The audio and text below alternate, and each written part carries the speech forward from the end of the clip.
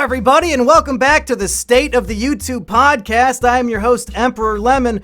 We were hoping to get special guest star Drake Bell this episode, but once again, he had to reschedule. So unfortunately, we're going to have to settle for And I am Rusty Cage, trying to bring back the old interrupting intro. Up-and-coming YouTuber Rusty Cage. I thought we'd give him a shot, and so we're going to have him here on the podcast. Rusty Cage, you want to introduce yourself? Who are you, and why should we care about what you have to say?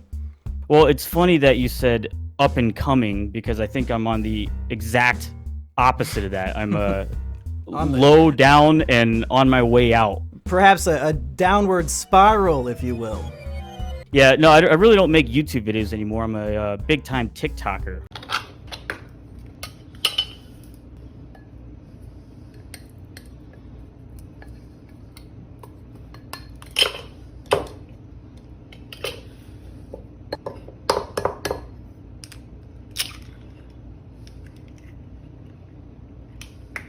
Cheers.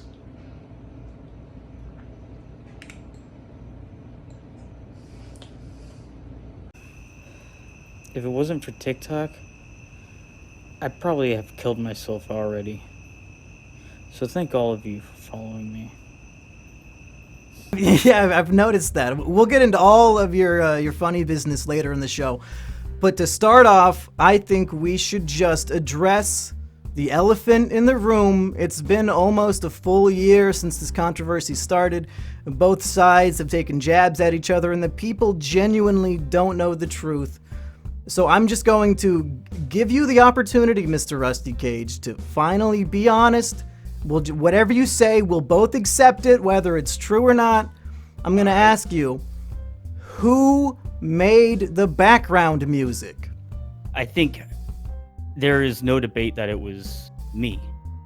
I proved that in my video. I don't know how people are still... I know it's a meme that you just decided to be the guy who said that you made it as though you're the only one who's used it. Well, okay, let's be honest here. It was Justin Wang. Thank you. I've been waiting so long for you to finally be honest. Justin Wang's a real musician. You're just some fucking guy in Gainesville. Yeah, I make meme songs. Well, Mumpkin, what have you been up to?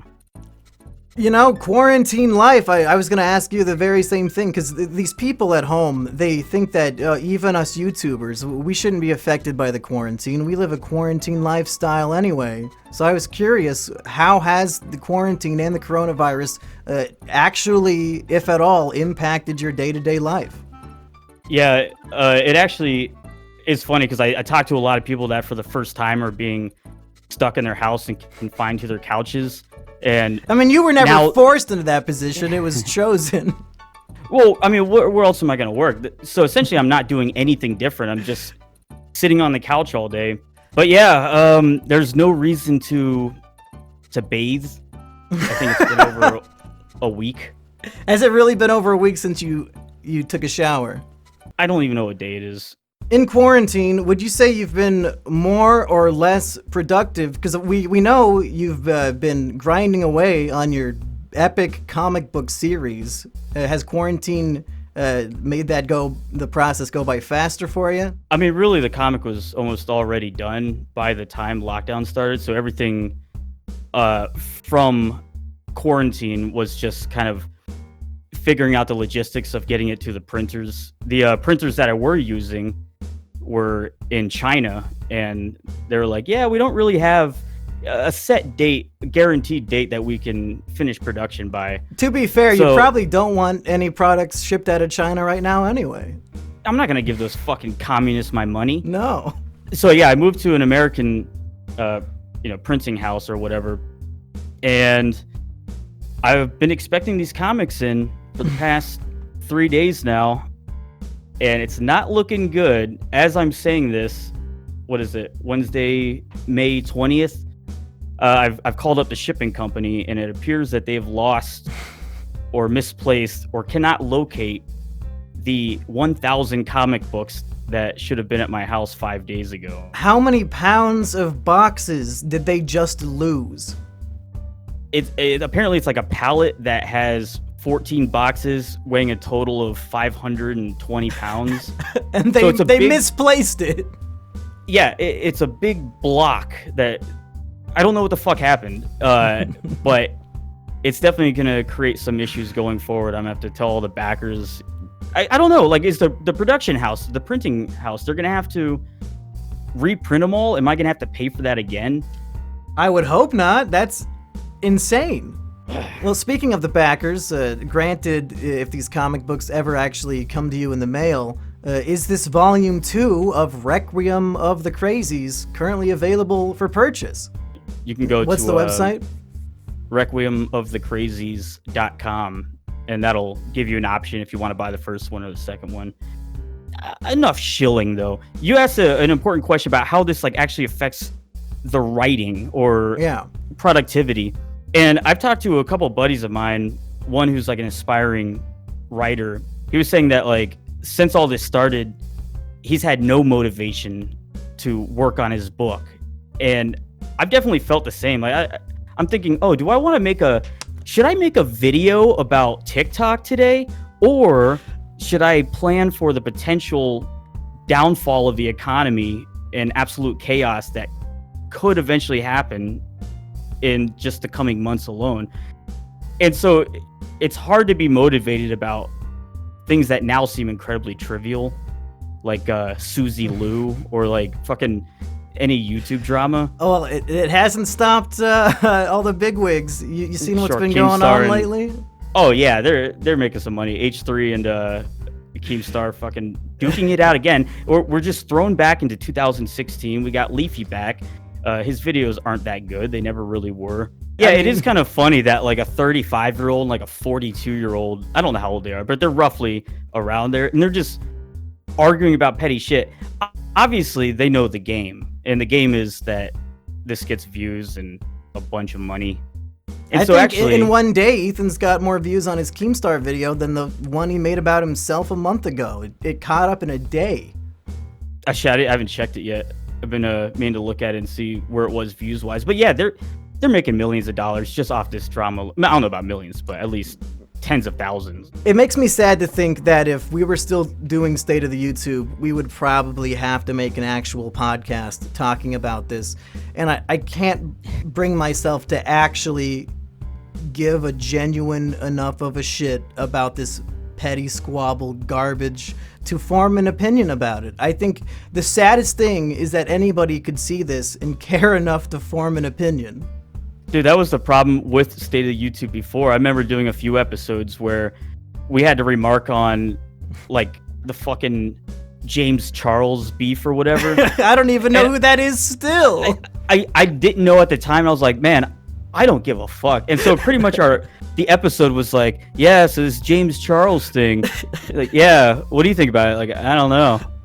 I'm really completely uninformed and have zero interest, so my input is bunk. Well, that's why we'll go back to you trying to make a point. Oh, you make videos about the things you did in high school. How sad. But the best episodes of State of the YouTube are when we're talking about ourselves, when Emp's talking about going to Taco Bell as a vegan. Those things are so much more valuable than internet people talking about what other internet people are saying to other internet people. It's so played out, and I feel like anything else is automatically more respectable and entertaining.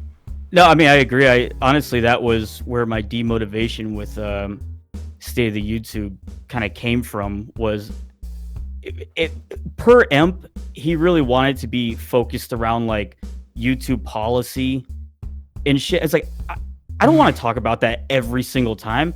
I just want to bullshit, you know? Yeah. Because I think that's what's more entertaining is actually just like talking shit to each other rather than remarking on stuff that we have no business trying to remark on just because we have to get our voice out there and attach ourselves to the newest trend or fucking whatever it is. Yeah, if you held a gun to my head right now and asked me how I felt about any of those topics on State of the YouTube, I could not remember any position I took. Every episode, as well as just in my normal life, it's just saying the first thing that comes to mind, because who fucking cares? We're talking about YouTube drama. Yeah, right. Well, also you were a different evolutionary stage of Mumkey at that point. Which stage was that? that was the second stage. You were the Is that the provocateur? Yeah, like you were breaking out, you were enjoying success, you hadn't been broken down and destroyed and had to crawl into a cave to be reborn, only to crawl back out. Stronger than ever? No. Oh. Alive, though. Yeah. You just mentioned that you had catastrophic failure. They lost your packages in the mail, all these comic books. And it seems like lately that has just been the story of your life. And if we look at some of your recent YouTube videos, it's really, really sad stuff. First, your neighbor steals your bike and you have to go through putting up with, crackheads. And then somebody breaks into your house while you're sleeping and tries to rob you. And right as I was leaving my bedroom into the kitchen, I saw someone quickly leaving out the back door. And this person was definitely not my roommate. I was thinking that maybe it was some kind of inspector sent over by the homeowners. But that didn't make any sense because they would have called me before they let someone into the house. So I ran after the guy just as he was exiting the kitchen onto the back porch and asked him, what was he doing? Is this where the frat party is? I'm here for the frat party. I don't know, man. Maybe it's just Florida or Central Florida, but there are constantly people trying to rob me no matter where I move. Because they tried to steal my bike. I moved, and I was in a... it turns out the building right in front of my house is like a project for people who are on welfare and disabilities and are mentally... have shit where they can't work. So... that's not very good. Also, there's just so many homeless people walking around. Now, speaking of that home invasion video, I don't want to be hashtag cancel culture, Rusty, but I don't know if anybody has pointed this out to you. I thought it was a little distasteful that you made the robber black. I feel like it's a little bit of a stereotype. Do you want to talk about that?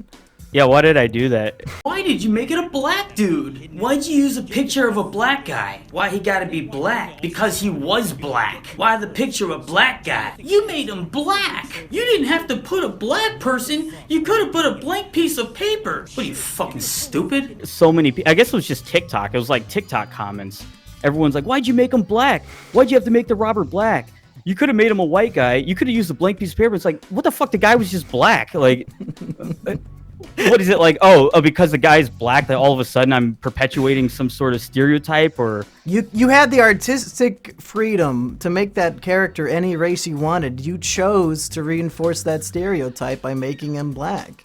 Well, actually, you're 100% right, because I was thinking how to film this video, and I was like, maybe I should dress up like the robber and then, do my robber imitation. But then I was like, wait a minute, I'm not black. And the guy was black. So instead, I'll just make a dummy, and I just printed out Avon Barksdale. Enough. You've gone too far. Not dummy. When I say dummy, I mean, they're just as smart as everyone else. I mean, they're just normal people like everyone. Really pulling a Joe Biden with that one. And I like when they sit on my lap. I don't know if you saw it, but at the end of last year, beginning of this year, Biggs and I put up a video called The Wheel of Cursed Meals. Did you get a chance to check that one out? Oh yeah, man. Wow. Honestly, I had a hard time watching that. Well, you still had the wheel up there. Well, let's see. What are the things? Eat oysters. Yeah. Oh no, oysters. Well, it's not like we didn't even land on that. We didn't land on it. How were you bored by it? Biggs hates oysters. It would have been funny if he had to eat them. Take 5 shots. I did that right before this podcast. Eat cat food. All right. Well, we've seen that before in another video. We didn't land on that either, fucker. Eat a lemon. You made a whole video that's eat a lemon. That's 1/16 of my video, and we didn't even fucking land on it. Fuck you, Rusty Cage. Look how fucking gay this wheel is. Tell me which one of these things are actually bad, where you're like, oh man, I sure hope it doesn't land on raw pasta, because I might have to crunch raw pasta. Or that was a 45-second segment of my video. You did a 12-minute video about eating 1 lemon? I don't want to hear you say a goddamn thing. Well, that video has 1 million views, at least. Well, my leading question was, after quarantine ends, can we expect a Rusty Cage return in a future episode of wheel-based torture content? All right, let's be honest here. How did you remember whenever we started Wheel of Punishment 2, where we started filming it, what all of our emotions were, our energy levels? Well, yeah, it's not fun while you're doing it, but I think that video is a cherished memory. It's been shadow banned by YouTube. It's got like 250,000 views over the course of a year. No one's gonna see it. I don't think the third one's gonna work, and we're just gonna have to keep stepping up our game, electrocuting each other. Like, what's next? I mean, we're not gonna be able to do hair cake. I don't want to do it. And also, it's already been done. So what could we possibly do on a third Wheel of Punishment? Or a third Wheel of Cursed Meals, Rusty. Hey, worlds collide. Okay. Get you and All me right. and Biggs all competing, and you can help us come up with better food-based challenges. Yeah, well, once quarantine does end in fucking 5 years, I'm definitely down. I mean, you can come visit. So it's not off the table. Maybe one day, a year down the line, maybe we'll collaborate and come up with a wheel-based punishment video that everybody can enjoy. And when you say it got 250,000 views, nobody's gonna see it. I just think that's a really, really sour perspective to have. So many fans love those videos. How can you say that? I'll say this: 250,000 of my audience, I don't give a fuck about. They're all just numbers to me. And when I say numbers, sorry, I might go off on a little tangent. When I say numbers, I'm saying that every person that is viewing this video and enjoying it and saying, wow, this brought me some sort of entertainment or joy. From my perspective, that means nothing to me, because all they are is a single little digit that goes from 0 to 1 or 1 to 2. And that equates to AdSense money. Now, if the video has no AdSense, if it's demonetized, that viewer means nothing to me. I don't care about their entertainment. And on another topic, what am I going to do at the end of the video? Get them to what? Beg them, oh, I'm demonetized. Please give me money on Patreon. Oh, okay. And then what? So now they're giving you $1, $5 a month, and they expect that you're going to be in the DMs with them, get free access to your Discord. They're going to have a direct link to you, and also they can make requests. I don't think they understand. I don't need their money. So please save your money. I'm really grateful that they they take the time. They really want to put their money out there, especially during times like quarantine where a lot of people are losing their jobs. They're willing to give me money every month, and I try to tell them, but they don't seem to understand. I don't need it. It's such a small amount of my income that if it disappeared, I probably wouldn't notice. And if they disappeared, if they ceased to exist as humans, if their support went away, I would have no fucking clue, and I wouldn't even care. In fact, if they disappeared, it actually might be better for me. If all these fucking viewers and Patreon supporters just ate shit. If they died, well, I'm not going to go to their funeral. You know what I'm saying? Absolutely. Do you agree? Yeah, I think I'm starting to see it from your perspective. Making a video, doing a game show with your friends, I can see why that would not be fun. I can see why you wouldn't want those viewers, and instead you want the viewers that come in on the videos that you genuinely enjoy making. I know all those. I don't know if I actually made myself clear here, but these viewers and all these supporters are worthless to me. And in fact, I despise them. Fair. I despise the power they think they have. Yep. And I just don't know what to do about it besides stop making content.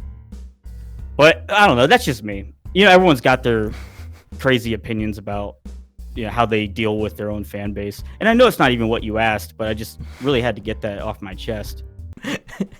Good night, everybody. Later.